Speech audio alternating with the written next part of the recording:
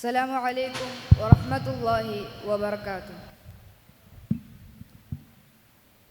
أعوذ بالله من الشيطان الرجيم.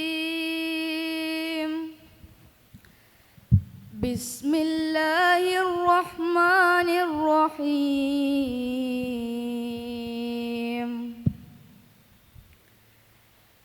يا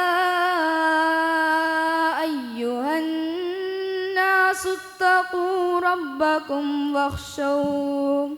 واخشوا يوما لا يجزي والد عن ولده ولا مولود هو جاز عن والده شيئا إن وعد الله حق فلا تغرنكم الحياة الدنيا ولا يغرنكم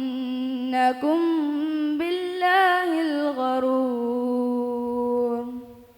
സൂറത്തുൽ ലുഖ്മാനിലെ 33-ാമത്തെ ആയത്താണ് ഇവിടെ പാരായണം ചെയ്തത്.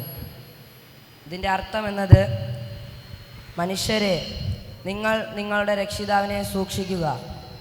ഒരു പിതാവും തൻ്റെ സന്താനത്തിന് പ്രയോജനം ചെയ്യാത്ത, ഒരു സന്തതിയും പിതാവിന് ഒട്ടും പ്രയോജനകാരിയാവാത്ത ഒരു ദിവസത്തെ നിങ്ങൾ ഭയപ്പെടുകയും ചെയ്യുക. തീർച്ചയായും അള്ളാഹുവിൻ്റെ വാഗ്ദാനം സത്യമാകുന്നു. അതിനാൽ ഐഹിക ജീവിതം നിങ്ങളെ വഞ്ചിച്ചു കളയാതിരിക്കട്ടെ. പരമവഞ്ചകനായ പിശാചും അള്ളാഹുവിൻ്റെ കാര്യത്തിൽ നിങ്ങളെ വഞ്ചിച്ചു കളയാതിരിക്കട്ടെ. ഈ ആയത്തിൻ്റെ ആശയം എന്നത്, ലോകാവസാനത്തിൽ ഒരു പിതാവും തൻ്റെ മക്കൾക്കും ഒരു ഉപകാരവും ചെയ്യില്ല, ഒരു മക്കളും തൻ്റെ പിതാക്കൾക്കും ഒരു ഉപകാരവും ചെയ്യാത്ത ഒരു ദിവസമാണ് ലോകാവസാനം എന്നത്. അന്ന് എല്ലാവരും അവരുടെ സ്വന്തം കാര്യങ്ങൾ മാത്രമേ നോക്കുകയുള്ളൂ. അതാണ് ഈ ആയത്തിൽ കൂടെ അടിസ്ഥാനമാക്കുന്ന കാര്യമെന്നത്. ഈ ആയത്തിൽ പ്രതിപാദിക്കുന്ന രണ്ടാമത്തെ വിഷയം എന്നത്, ഐഹിക ജീവിതത്തെ നിങ്ങൾ വിനോദമാക്കരുത്. സൂറത്തുൽ ആല 16-ാം ആയത്തിൽ അള്ളാഹു പറയുന്നു, ബൽ തുസിറൂനൽ ഹയാത്തദ് ദുനിയ, പക്ഷേ നിങ്ങൾ ഐഹിക ജീവിതത്തിന് പ്രാധാന്യം നൽകുന്നു. അങ്ങനെ നമ്മൾ ഐഹിക ജീവിതത്തിന് പ്രാധാന്യം നൽകാൻ പാടില്ല. നമ്മൾ പരലോക ജീവിതത്തിൽ വിശ്വസിക്കുകയും അതിനുവേണ്ടിയുള്ള തയ്യാറെടുപ്പുകൾ ഇപ്പോഴേ ചെയ്യേണ്ടതുണ്ട്. അടുത്ത ആയത്തിലേക്ക് പോകും. أعوذ بالله من الشيطان الرجيم.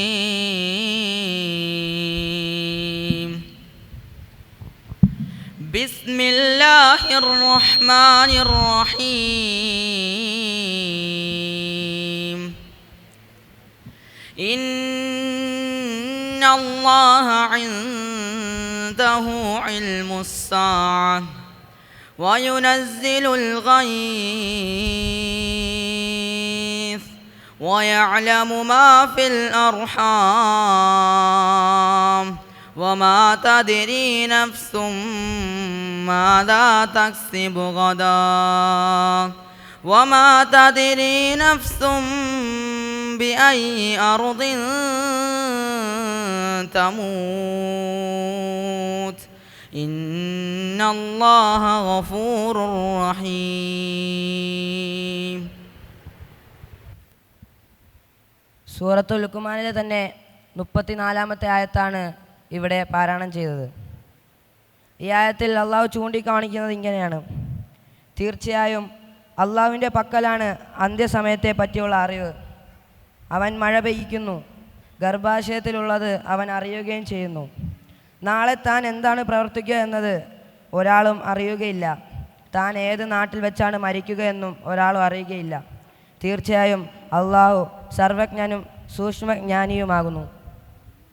അള്ളാഹു പ്രധാനമായും അള്ളാഹുവിന് മാത്രം സ്ഥിരപ്പെടുത്താൻ കഴിയുന്ന 5 കാര്യങ്ങളെ പറ്റിയാണ് ഈ ആയത്തിൽ പ്രതിപാദിക്കുന്നത്. ഒന്നാമത്തേതാണ് ലോകാവസാനം.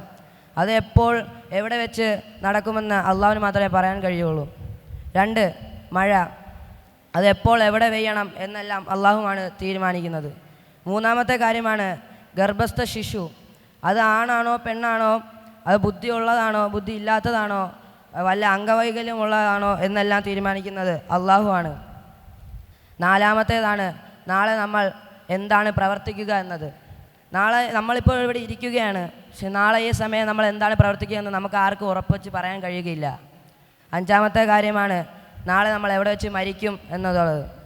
നമ്മളിപ്പോൾ ഒരു യാത്രയിലാണ്, നമ്മൾ യാത്രയിൽ വെച്ചാണ് മരിക്കുന്നത് എന്ന് വിചാരിക്കുക. എന്നാൽ നമുക്ക് എന്തായാലും ഉറപ്പ് പറയാൻ കഴിയുകയില്ല എവിടെ വെച്ചാണ് മരിക്കുക എന്നത്.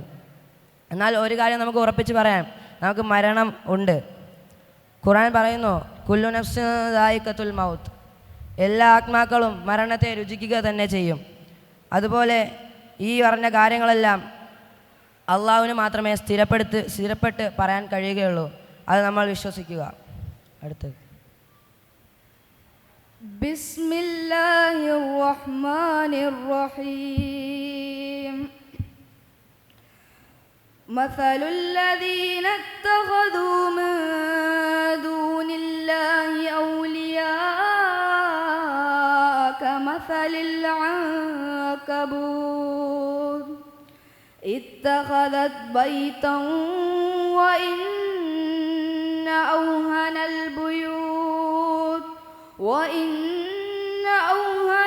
ബുയൂത് ലബൈതുൽ അൻകബൂത് ലൗ കാനൂ യഅലമൂൻ. സൂറത്തു അൻകബൂത്തിലെ 41-ാമത്തെ ആയത്താണ് ഇവിടെ പാരായണം ചെയ്തത്. ഈ ആയതിൻ്റെ അർത്ഥം ഇങ്ങനെയാണ്: അള്ളാഹുവിന് പുറമെ വല്ല രക്ഷാധികാരികളെയും സ്വീകരിച്ചവരുടെ ഉപമ എട്ടുകാലിയുടേത് പോലെയാകുന്നു. അതൊരു വീടുണ്ടാക്കി, വീടുകളിൽ വെച്ച് ഏറ്റവും ദുർബലമായത് എട്ടുകാലിയുടെ വീട് തന്നെ, അവർ കാര്യം മനസ്സിലാക്കിയിരുന്നുവെങ്കിൽ. ഇവിടെ പറയുന്നത് ഒരു ചിലന്തി വല, അതൊരു കാറ്റോ മഴയോ വന്നാൽ തന്നെ അത് പൊട്ടിപ്പോകും. അതുപോലെയാണ് ഒരു ഷിർക്ക് ചെയ്ത ഒരു വ്യക്തിയെ ഈ ഖുർആൻ ഉപമിക്കുന്നത്. അള്ളാഹു ഒരു ചിലന്തി വലയോടൊപ്പമാണ് ഷിർക്ക് ചെയ്തവരെ ഉപമിച്ചിരിക്കുന്നത്.